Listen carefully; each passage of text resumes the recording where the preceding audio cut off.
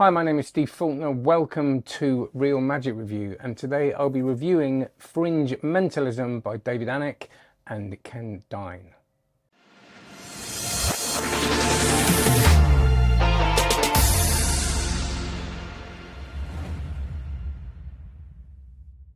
Before I do the review, a couple of things. You know the rules. Like, subscribe if you want to do any of them things. You don't have to. But you really should go and check out onlinemagic.co. See why everybody gives it good reviews. 5-star reviews on Trustpilot, one after the other.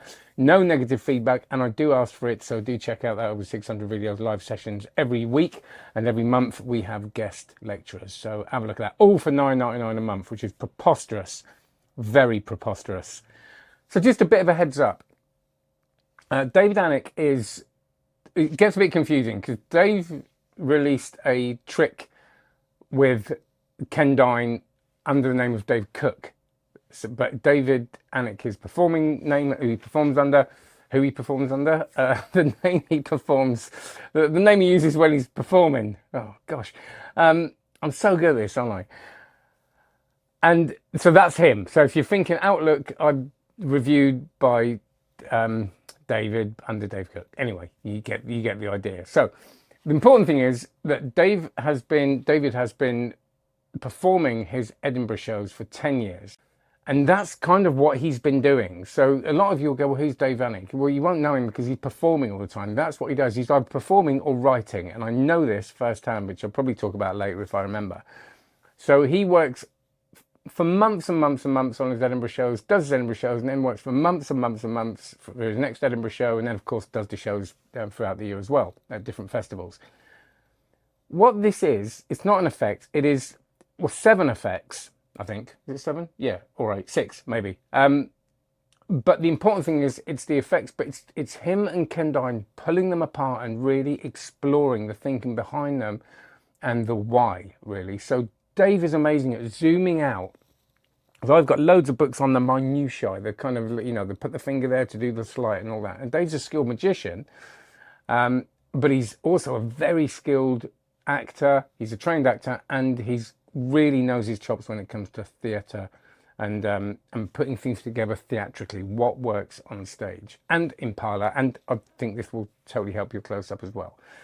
So they sit and discuss these effects, pull them apart, give you the why, and so that means the learning, yes, you can learn the effects and perform them, but you can transfer this to a lot of other things very, very easily. So it's a 2-hour download. They sit and chat, discuss this, and pull apart the effects. So what are the effects? First one is a macro personality. I'm terrible at remembering names. Now, macro personality is a brilliant example of how you can take a simple idea, and he's like he says, and it reminds me of what Andy Nyman does a lot as well. He doesn't want to get caught up in loads of technical stuff, especially in an opening effect. So I'm not sure whether this is an opening effect, but it feels like that thing of doing something quite easy but giving it this really big presentation around it. So it's this could be just, oh yeah, pick a card, that's what it is, but it just elevates it and it makes it feel like basically a personality test, and that someone is looking through a card and choosing one rather than a face down thing, and it's why they've chosen that. So it's cartomancy mixed with a kind of personality test, and it's a lovely presentation with 2 people on stage. And again, it's that thing of, here's something that could be, okay, this is how you elevate it to something different. And of course they break down the reasons for that things are done differently. But what I really liked about it, it's a really good example also of what you can get away with. And I don't mean that as in you should have poor technique and get away with it. I mean what you can get away with when you're playing a trick outwards.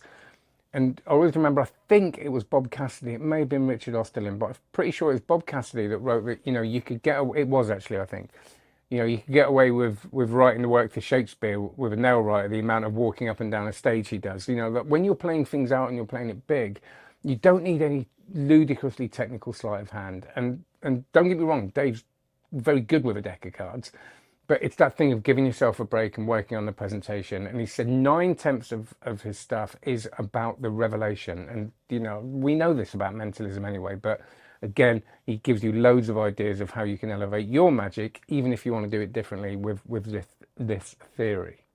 Tossed out text is a brilliant, absolutely brilliant presentation of Tossed Out Deck, which is such a simple change and again takes no extra skill, but you can see as the result of all that work. It's that thing of, you can just imagine going, oh, if I did that, that would be that, and that would just again elevate this trick. Now the Tossed Out Deck is a brilliant routine and they do talk about how to do it, you know, the basic version, but just adding this bit is something that, and I'm not sure he'd be happy about this, is that you're just going to want to do it. And it feels like it's very him because it's from his show, but obviously he's done that show now and he's sharing it. But I just thought it was brilliant. It's a brilliant way of introducing text messaging to the thing without it feeling like, you know, nobody's going to think it's an app or anything like that. But getting loads of people involved in the audience and giving someone his phone, and I just thought it was brilliant. And they talk also about this idea of weaving an effect through a show, so it doesn't have to be start the effect, middle of the effect, end the effect, but how do you introduce the idea first and weave it through the show and come up with a closer. And you know, we've seen Darren Brown do this sort of thing really, really well, but you know, it's really good to see someone like Dave talk about it and talk about his theory behind it. So here's what's about to happen. In a moment, Ollie and I are quite literally going to leave the room. We're going to step about 5 paces down the corridor that way so you can't hear the conversation we're having. During that time, I'm going to talk to Ollie for about a minute, maybe 2 minutes top end, and I'm going to teach him how to read someone's mind. Then Ollie is going to come back and attempt to perform said feat for all of you. Up to spec. Again, this fooled me. I looked at this and I couldn't, because I do some mentalism, but I'm not a knowledgeable mentalist. But I watched this and I thought, that's great. And then when he described it, it's really, really clever. And it's really good that he shows you him doing this on stage. And you know he's done it night after night after night in Edinburgh. So you know it works. Because I think if I'd have read this effect just in a book, I would have thought, is that going to work? And I'd have been quite worried about doing it. And they talk at length about this. And I just thought it was absolutely brilliant. It's a cork. And what he says is that if he does this kind of effect, which is a kind of dual reality thing, but he still wants that spectator to have an amazing experience and maybe even better than the experience of the people in the audience. And that person goes away just completely blown away. And I just think this is absolutely brilliant. And I think I was going to say this is worth the price of download alone, but they all are. And it's a ridiculously low price as well for what you get, like really. But this really, really impressed me. But again, they all did really. And it's a masterclass in spectator management as well. Dave talks a lot about this, and this is all those worries you might have. And it's not instant stooging or anything like that, but just being really clear, which also you see this done very well in a later Zoom trick, which I'll talk about in a sec. The Wise Owl, again, like the first trick, is another way of elevating what could be a simple card trick. Again, making it feel like you're influencing a person with a kind of open prediction, a very, very different open prediction. The card isn't at all on the table, and that's not that kind of prediction. But you know, they read out a sentence first, and then you say, right, you know, what card are you drawn to, or whatever, and then there's this lovely revelation. Again, this is done actually in the studio, sitting down. But it's something that is just, again, really simple to put together, really quick, and will make it not seem like a card trick or much more than just a card trick. Loads of work on the classic force as well. He does a face-up classic force. Now that's giving something away, but I think we're okay at this point. But he's got loads and loads of work on that. And I know, you know, when I was learning classic force, I wanted to listen and learn as much as I could, and I couldn't find that much. I know there was a lot out there, but most things were saying the same. And he's got a couple of bits on this, which I think are brilliant. He's got a great out, which you know, if it doesn't work, do this. And I just think it completely justifies it. It doesn't look like you've missed. And for those people learning the classic force, it gives you that lovely comfort blanket, that safety net. Ethereal cards. This is this Zoom trick. And this was a real surprise to me, because when I watched him do it, and they show him doing it in a Zoom show, quite a busy Zoom show, loads of people. But I was watching this kind of going, yeah, it's okay, it's very processy and they all get to a thing. But then the responses, and I'd actually missed some of the subtleties because I'm a magician, I'm seeing it from a magician's point of view. But you can see the response. How do you do that? I don't believe it, George. People are absolutely blown away. They go through a process with a deck of cards. And I remember doing one of the Zoom card tricks a lot of people doing at the time in lockdown, and also myself being completely surprised. And somebody said to me, I did things like wiki test, and he's real mind-blowing mentalism effects, but the thing that people remember is when they had the deck of cards in their hand, they just said, that is the best thing I've ever seen. And the nightmare page, which I've seen David do, which is a book test with one page, which you can make up yourself, and he tells you how to do that. He tells you his theory behind it, and it's really, really nice. He's got a tatty page, and he gives it to someone, and he does a book test of a revelation of a chosen word, and it's got this kind of, which they talk about, and I remember seeing Richard Ostling do for the first time, but a lot of other mentalists do, which is this thing of, okay, this is the word you thought of first, but you change your mind to this. And again, really powerful, something you can stick in your wallet, walk around with, and the result of a lot of thought. And again, it's quite a simple idea, but something you can just layer loads of presentation on. So I said I was worried about this because I know David, and it can be really, really awkward. So thankfully, this is really, really good. So, and breathe. But why is it good? I think the first thing is that, because I mentioned earlier, David has the theatrical part of it, the acting side of it, and the magic side of it, and he does his reading. He reads and reads about writing, he's really passionate and obsessive about this stuff, and he goes to work. He is someone that, I know this because I meet him in the cafe, and he's like, I'm in Costa today, and he works in cafes all the time, and he spends just hours and hours and hours picking apart why things will work. So what you're seeing here isn't just 5 effects for some stuff, it's the result of hours of thinking, which I think will inspire you, but also give you some really genuine practical tools to use to take into your own work. And if you're someone that's thinking, I'm nervous about doing my first show, this is a brilliant grounding for it, but also for people like me who have done different shows to kind of go, no, I need to think about it more that way. So in that respect, it's gold. Also, the fact that Ken is there, Ken Dyne being there is so important, because quite often he'll say things like, I saw this as you doing this, and this quite often happens with any creator, is, oh yeah, I didn't realize I was doing that, but I was. And to have that person to notice the things that David doesn't notice and question things is important, and come out with different ideas. There's a lot of extensions. Well, you could do this. Well, if you bought an invisible deck in, you could do that as a final revelation.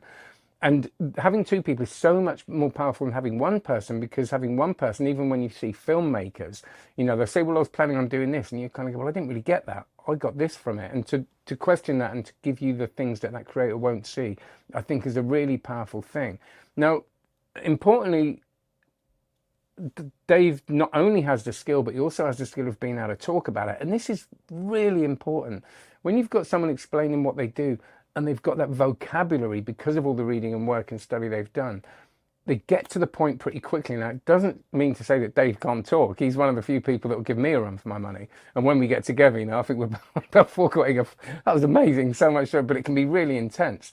So it's not that it's a short, he goes into it with passion, but he knows how to talk about it. He's eloquent about it, as is Ken. So that makes this, again, so much more than it could have been. And when I say that, this was the other thing I was worried about. I've reviewed a couple of things, and I reviewed a DVD a while ago, and I'm not going to go into who it was, but what that DVD was an expensive DVD which was thrown together, and it felt a little bit cynical. It felt a bit like, if we just talk about stuff, people are going to learn because we know stuff and we can chuck it out and make a load of money. And I thought this could be that. 2 people talking about a show, and we can do that basically in one take. Stick a film on me and David Costa, and yes, you'd learn some stuff, but it would feel like that. It would feel like they've just stuck a camera on it. This doesn't feel like that. This feels like there's no filler in this. Everything, these conversations, are such rich learning grounds. And does that make sense? I think it does. In the same way that I always say to people, I'm not just plugging my own thing for the sake of it here, but when we do the live sessions on onlinemagic.co, I say to people, come along and just turn your camera on and watch, because you learn so much from hearing magicians talking and discussing things. And sometimes, I can waffle on about nonsense, but they definitely don't in this. So that, again, there's so much learning there. So hearing 2 people that are friends but are pulling apart performances, I think, is something you don't get enough of. I would read books and books and books on that, and it's solid stuff. So gladly, it's great. A lot of you aren't going to know about it, so do go and check it out and use the links below. It's a no-brainer. I didn't know how much this was because I just got sent a download. I looked at how much it was, and it's like £17.99. This is You'll learn more from this than you will from some books and DVDs that you'll buy for £100. I think it's underpriced, and that's good. That's a good thing, because it means a lot of people take the learning on and be able to use it, and it will be a good thing for magic and mentalism. So as I said, links below. Thank you, David and Ken, for sending this to me. Do check out Ken's other stuff. It's all great. He's someone, again, who really knows his stuff. Whatever you're doing, have a good one. Please like, subscribe. Do, after this, go straight over to onlinemagic.co after buying this, if you're going to buy it. And I'd love you to go and have a look at that. And I will be putting more blogs and things on that.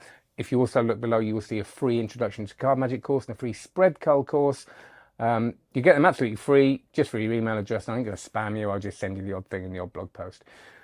Have a great one. Take care. See you later. Bye.